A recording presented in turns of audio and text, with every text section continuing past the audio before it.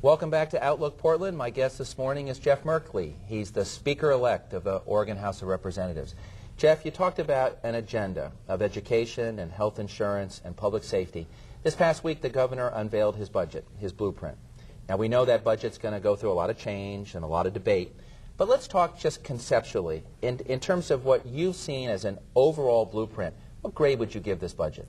Well, this budget is pretty close to an A.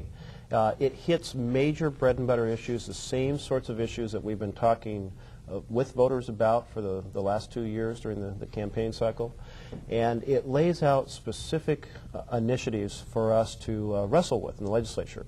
Legislature will take that. It's a very good starting document, and we will digest it and transform it, as legislators tend to do, but it's an excellent beginning.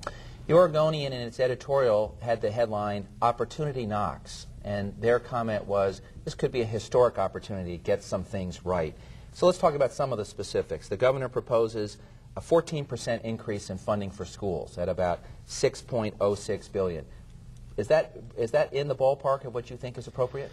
Yes, it's in the ballpark. It's a very strong beginning. There are many of us who are advocating for the state to reach an 80%, as I mentioned, right, of the quality education model, which would take us beyond that, closer to $6.3 billion. So it is a very strong start, and we'll need to wrestle with whether it's possible, given other demands, to go further. The governor has proposed creating a rainy day fund and funding it with some revenue, as well as with diverting the corporate kicker. What's interesting to me about the corporate kicker issue is even State Treasurer Randall Edwards has said this is nuts because Wall Street thinks it's nuts, and therefore we're paying higher interest rates. Is there, you That's think... the corporate kicker you're referring to. The corporate kicker, yes. Yeah. Is there, you think, the will in the legislature to tackle the corporate kicker, the $270-odd million that largely goes to out-of-state companies, and put that into the rainy day fund as the governor's proposed? I think there's a very good opportunity to do exactly that. Starting with the rainy day fund, when I came to the legislature in 1999, I started talking about a rainy day fund. Why is it we have the most volatile revenue system in the country and we have no savings? And I was often told by my colleagues in power, well, because we don't trust the legislature to save money. And so we're going to spend it all now. And, of course, that's a nonsensical answer. It's like a family saying we don't trust ourselves to protect money that we're going to save, so we're not going to save to begin with. It makes no sense, and it was really an abdication of responsibility for steady management of the programs of the state.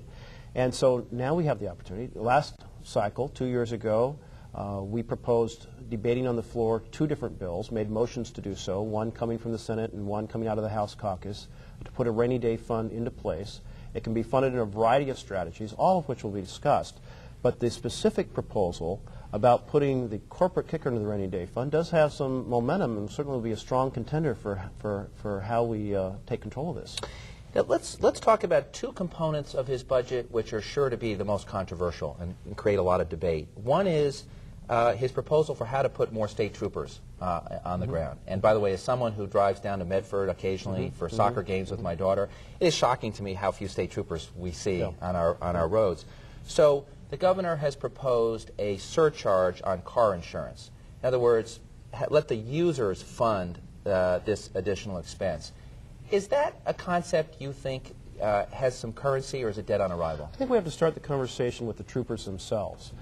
During the last session, the majority party actually decreased the number of troopers. And as a result, a large percentage of the Democrats, the minority, voted against the public safety budget.